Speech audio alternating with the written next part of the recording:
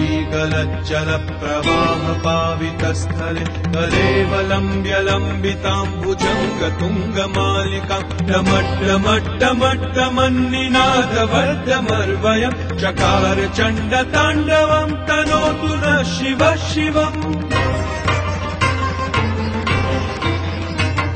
जटाकटाह सम्भ्रमं भ्रमन्निलिम्ब निर्झरी विलोलवीचि वल्लरी विराजमानमूर्धनि धगद्धगद्धगज्ज्वलल्ललाट पट्टपावके किशोर चन्द्रशेखरे रतिः प्रतिक्षणं मम।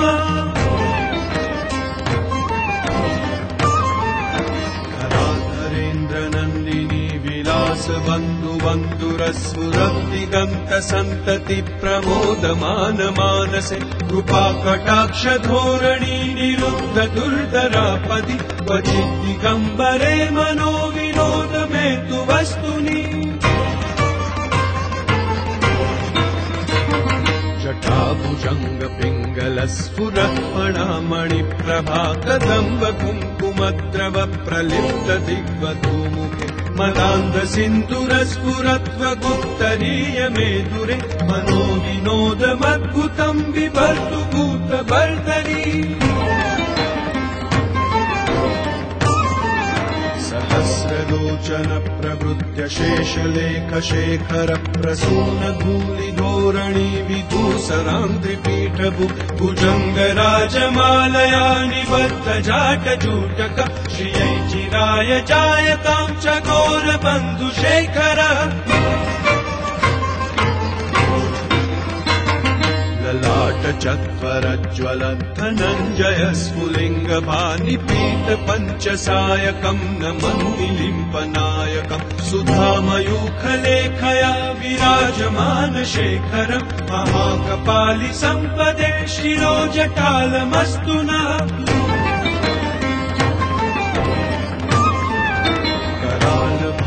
पट्टिका धगद्धगद्धगज्ज्वल धनञ्जयाहुतीकृत प्रचण्ड पञ्चसायके धराधरेन्द्रनन्दिनी कुचाग्रचित्रपत्रक प्रकल्पनैक शिल्पिनी त्रिलोचने रतिर्मम।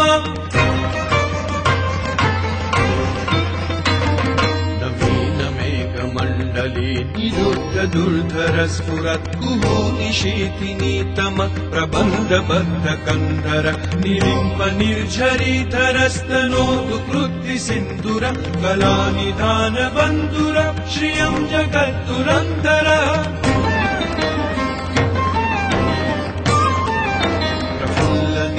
पङ्कज प्रपञ्च कालिम प्रभावलम्बिकण्ठ कन्दलीरुचि प्रबद्ध कन्धर स्मरच्छिदं पुरच्छिदं भवच्छिदं मखच्छिदं गजच्छिदान्तकच्छिदं तमन्तकच्छिदं भजे।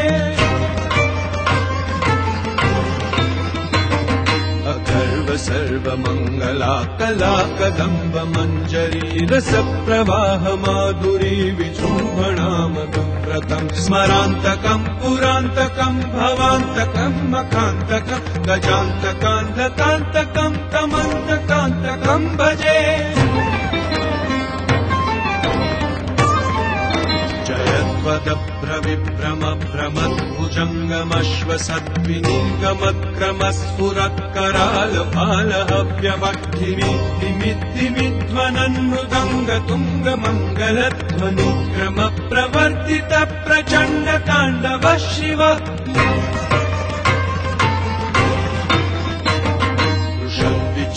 कल्पयो भुजङ्गमौक्तिकस्रजोत्करिष्टरत्नलोष्टयो सुरुविपक्ष पक्षयो तृणारविन्द चक्षुषो प्रजामही महेन्द्रयो समप्रवृत्तिकदा सदा शिवं भजाम्यहम्।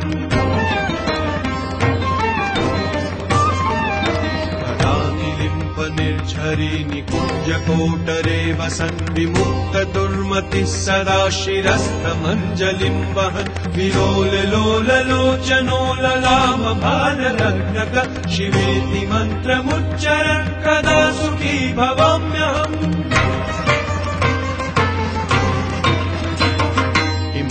नित्यमेव एवमुक्तमुत्तमोत्तमं स्तवं पठन् स्मरन् ब्रुवन्नरो विशुद्धिमेति सन्ततम् हरे गुरौ सुभक्तिमाशु याति नान्यथा गतिम् विमोहनं हि देहिनां सुशङ्करस्य चिन्तनम्